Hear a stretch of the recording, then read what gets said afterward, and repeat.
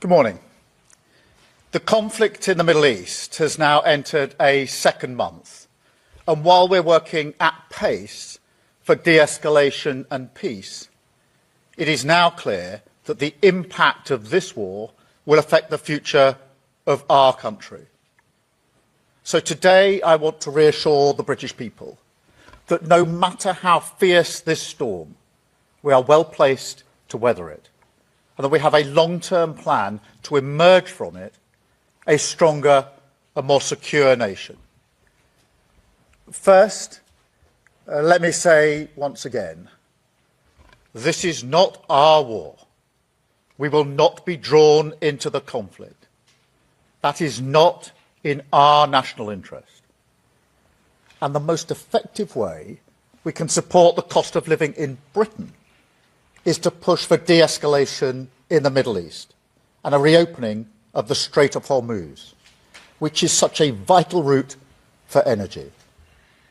To that end, we're exploring each and every diplomatic avenue that is available to us. The Foreign Secretary and the Chancellor have met their counterparts in the G7. The Defence Secretary has been in the Middle East speaking to our partners.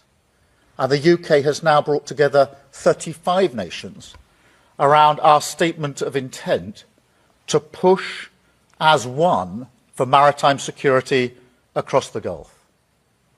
And today I can announce that later this week, the Foreign Secretary will host a meeting that brings those nations together for the first time, where we will assess all viable diplomatic and political measures that we can take to restore freedom of navigation, guarantee the safety of trapped ships and seafarers, and resume the movement of vital commodities.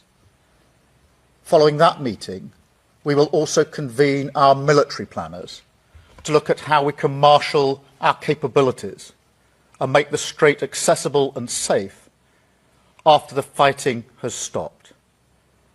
Because I do have to level with people on this. This will not be easy. I spoke with relevant business leaders in shipping, finance, insurance, and energy supply in Downing Street on Monday. And they were clear with me the primary challenge they face is not one of insurance, but one of safety and security of passage. So the fact is, we need all of this together. A united front of military strength and diplomatic activity, partnership with industry, so they too can mobilise once the fighting has stopped. And above all, clear and calm leadership. That is what this country is ready to provide. Because my guide from the start of this conflict has always been the British national interest. And freedom of navigation in the Middle East is in the British national interest. Let me turn now to the impact at home, because I know that this is causing huge concern. People turn on their television, they look at their screens, they say explosions, infrastructure blown up, aggressive rhetoric. They worry that the UK will be dragged into this. We won't. But I also know that people have a deep sense that this will affect their family and their household. They can see it at the petrol pumps, and they worry about their energy bills. It is the job of government to meet these moments, not just with immediate action, but also with clarity about our direction. That's what I remember about the 1970s, when my family could not pay every bill. We struggled through the energy shocks and the price rises of that decade. But we always believed in the end that Britain would secure a better future for us. And I think that's what's been lacking in the crises of recent years. And I'm not prepared to ask the British people once again to go through a crisis, come out of it, and say, business as usual, back to the status quo. So on our economy, on our energy, and on our defence, this time will be different. We will make Britain a fairer and more secure country, because that hope is what is needed as the country comes together, and because how we emerge from this crisis will define us for a generation. So, as I set out a few weeks ago, we have a 5-point plan for the immediate crisis. We're cutting energy bills by over £100 per household today. We've extended the cut in fuel duty until September, and we're monitoring that situation daily. We're supporting people exposed to heating oil rises, setting aside £53 million for that.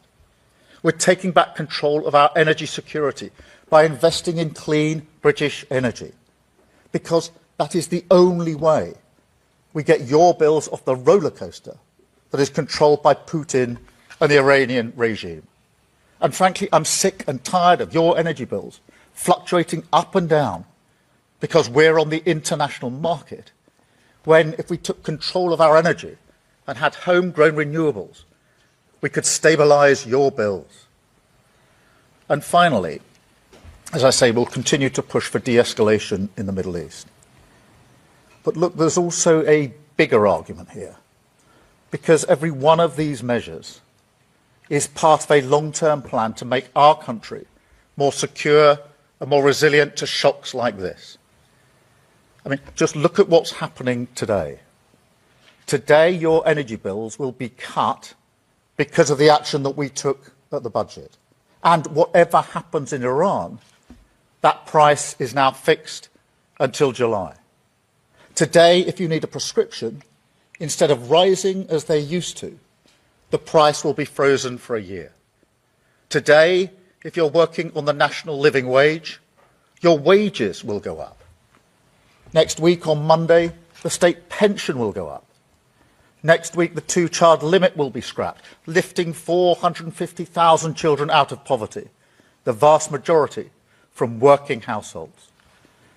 And next week, the biggest strengthening of workers' rights in a generation will become law, a huge boost to the economic security of working people. Now, some people may say, this isn't new, this was already planned. To which I say, yes, that is my point. Everything I've done in politics, certainly since the Ukraine war in 2022, is a response to this new and dangerous world. We campaigned for a windfall tax on oil and gas companies, which we extended. We focused on the cost of living, and we acted at the budget. And we've always emphasised the need for clean British energy. And we've invested because we knew that making our country secure in this world was the ultimate test that we would face, and our ultimate responsibility to the British people. Now, it's not going to be easy, clearly. And in the coming weeks, as you would expect, we will continue to assess the economic effects.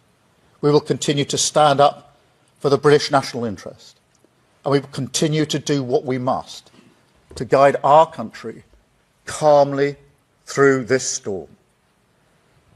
However, it is increasingly clear that as the world continues down this volatile path, our long-term national interest requires closer partnership with our allies in Europe and with the European Union.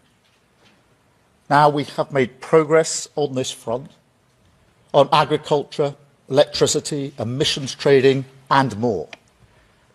But as the Chancellor has rightly pointed out, Brexit did deep damage to our economy, and the opportunities to strengthen our security and cut the cost of living are simply too big to ignore.